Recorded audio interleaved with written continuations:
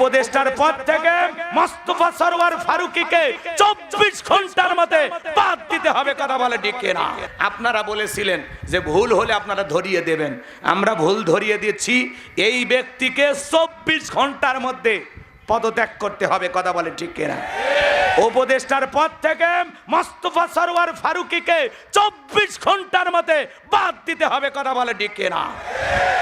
সাতা শুরু করে দিছে। কথা বলেন না কেন? না পারলে দ্রুত নির্বাচন দেন, দিয়ে নিজেদের ইজ্জত সম্মান ঠিক রেখে চলে যান। কথা কন ঠিক কিনা?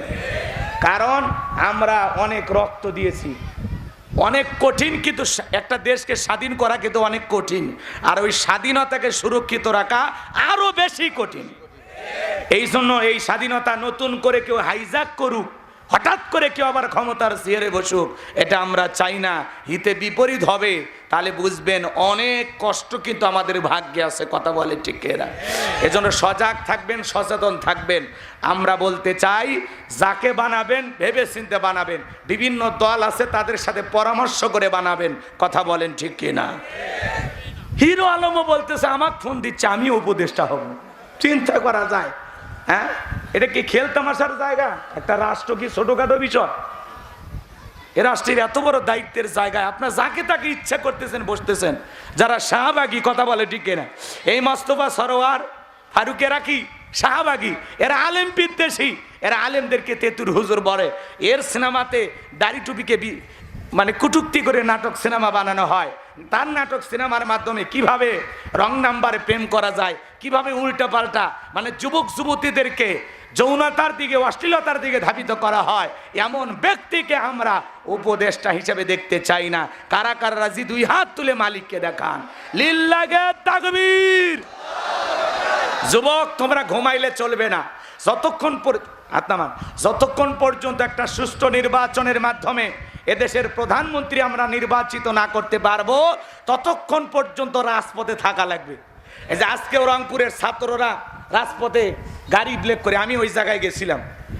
আমি চিন্তা করলাম যে নামিয়ে যায়, ছাত্রদের সাথে যোগ দেই নাকি। আমার দিনে মাহফিল ছিল, এই জন্য ওদের কাছে আমি যেতে পারলাম না।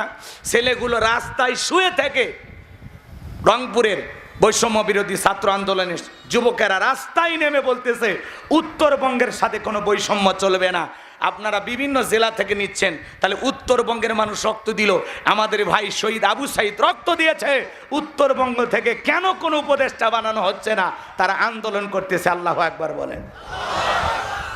এই যে খেয়াল করেন, উত্তরবঙ্গের মানুষের রক্ত গরম, আমরা প্রমাণ করেছি। আমাদের ভাই শহীদ আবু সাইদ বন্দুকের নলের সামনে বুক পেতে ধরেছিল আর বলেছিল, বুকের ভিতর তুমুল ঝড়, বুক পেতেছি গুলি কর। আবু সাইদ আমাদের ইতিহাস। কথা বলেন না কেন? আবু সাইদ আমাদের বীর মুক্তিযোদ্ধা। কথা বলেন ঠিক কিনা? এই আবু সাইদের কাছ থেকে আমাদের শিক্ষা গ্রহণ করতে হবে। ও বুঝিয়ে দিয়েছে, বাংলাদেশে যখন কোনো জালেম স্বৈরাচারের জন্ম হবে, বুক পেতে বন্দুকের নলের সামনে দাঁড়াও, প্রতিবাদ করো, এরপরেও কোনো জালেমকে আর মেনে নেওয়া হবে না। কথা বলে ডেকে না।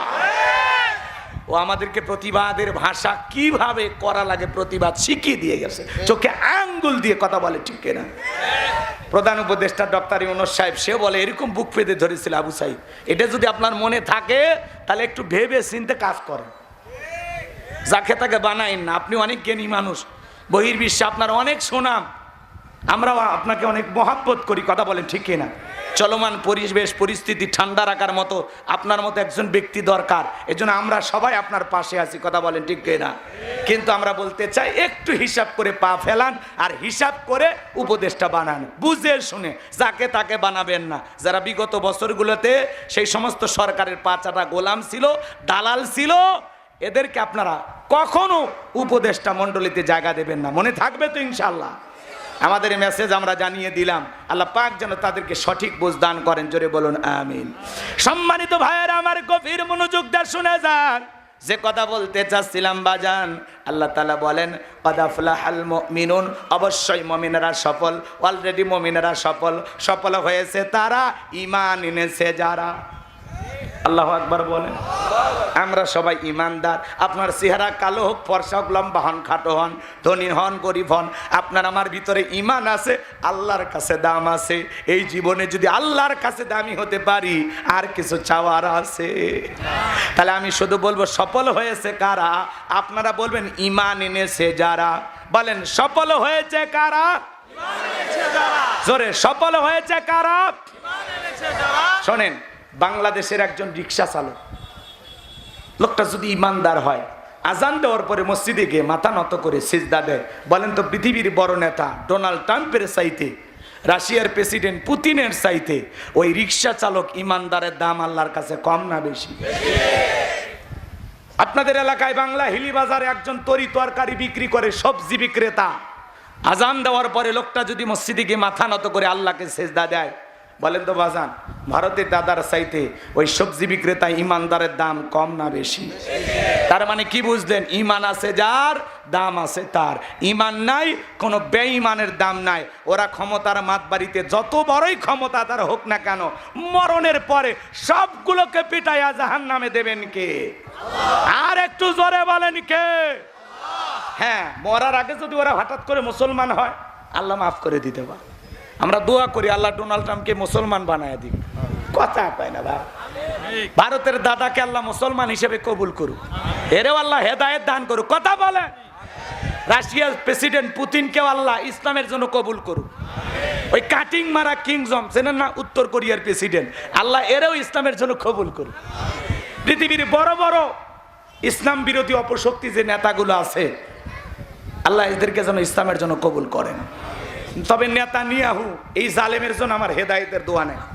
আল্লাহ এই জালেমকে নমরুদ ফিরাউনের চাইতে বেশি আযাব আর গজব দিয়ে যেন ধ্বংস করে।